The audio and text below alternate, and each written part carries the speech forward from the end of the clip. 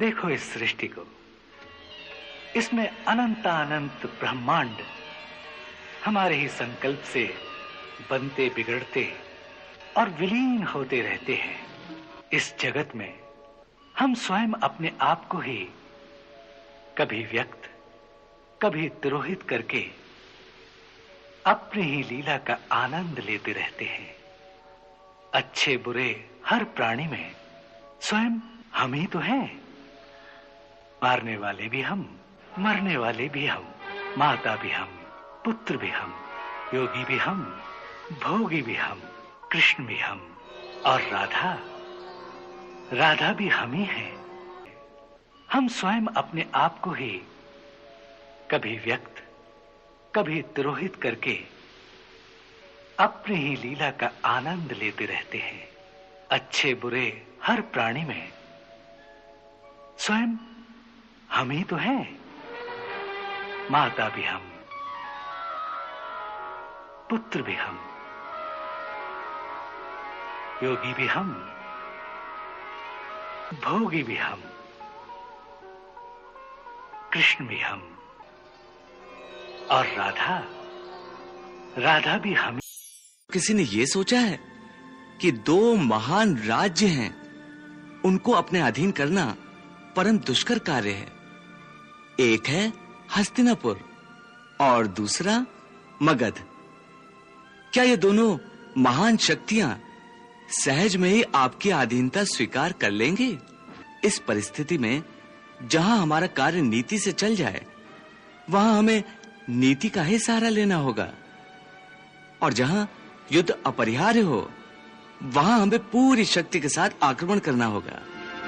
यही राजनीति है महाराज। पृथ्वी लोक पर समस्त प्राणियों में केवल मनुष्य एक ऐसा प्राणी है जो विवेकशील है। वो अच्छे बुरे की पहचान रखता है। दूसरा कोई भी प्राणी ऐसा नहीं कर सकता। इसीलिए यदि सांप किसी मनुष्य को अकारण भी डस ले और वो मर जाए, तो सांप को उसकी हत्या का पाप नहीं लगेगा। इसी तरह शेर दूसरे जानवरों की हत्या करता है तो उसे उसके पाप नहीं लगता।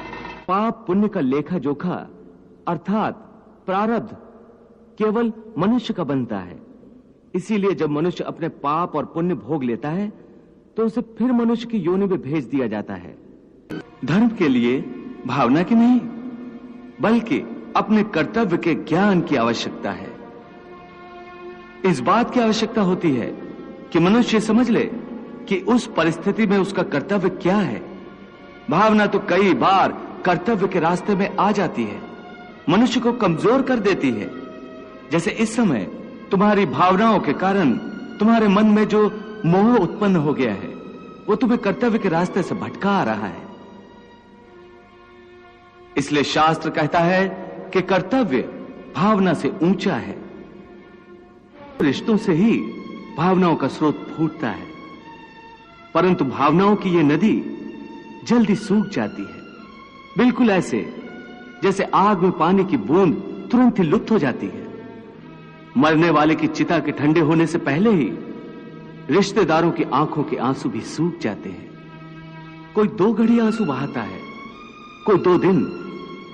बहुत रोती है तो मां, वो भी चंद दिनों में फिर संसार की माया में फंसकर अपने दूसरे कर्म में लग जाती है। नहीं, धर्म के लिए भावना की नहीं, बल्कि अपने कर्तव्य के ज्ञान की आवश्यकता है। इस बात की आवश्यकता होती है कि मनुष्य समझ ले कि उस परिस्थिति में उसका कर्तव्य क्या है। भावना तो कई बार कर्तव्य के रास्ते में आ जाती है, मनुष्य को कमजोर कर देती है। जैसे इस समय तुम्हारी भावनाओं के कारण तुम्हारे मन में जो मोह उत्पन्न हो गया है, वो तुम्हें कर्तव्य के रास्ते से भटका रहा है।